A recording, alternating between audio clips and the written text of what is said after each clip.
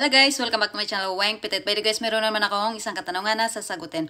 Katanungan na sasagutin ko guys, ayon sa katanungan tawagin na lang natin sa pangalan na Venice. Ito yung katanungan niya guys. Sabi niya, meron na akong employer dyan po sa Singapore. Nag-hesitate akong tumuloy kasi 3 months salary deduction. Pero nag-request ako na if ever they can give me another option like paying them in cash, is pumayag sila na magbayad ako ng 50k. Laki which is cheaper than salary deduction or considered na kasi nilang loan yun. Sayang din ang interest kung may pang-cash. Paano nagiging loan yun kung hindi mo man nakuha yung pera na yon? Kasi, okay guys, sabihin ko sa inyo, kapag DH yung applyan mo papunta Singapore sa batas talaga natin, as a Filipino, wala dapat salary deduction.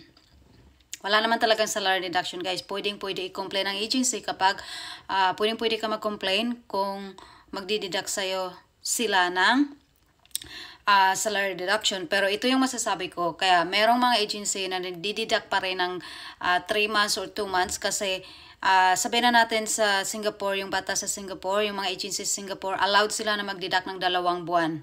Pero dapat yung mga agency fee or kung yung pagpaprocess ng mga papers as sabihin na natin dates galing Pinas, dapat si employer lahat ang magbabayad niyan. Kung baga lahat talaga si employer magbabayad niyan, wala dapat salary deduction. Pero meron pa rin tayong makikita mga agency na nagdideduct ng mga yun yung sinasabi na salary reduction as long as pumayag din yung applicant. Yun. Pero kung ako sa iyo ma'am, kung ikaw hindi ako magbibigay ng 50k. Ba't ka magbibigay? Obligasyon ni employer yan na bayaran yung agency fee sa agency. Pero nasa iyo yan. Pero kung ikaw, ba't ka magbabayad?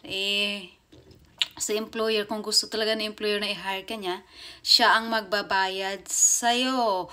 Siya ang magbabayad ng mga dapat bayaran. Sabihin na natin, insurance, working permit, medical mo, airplane ticket mo papuntang Singapore. Obligasyon ng employer yan na bayaran, hindi obligasyon ng aplikante.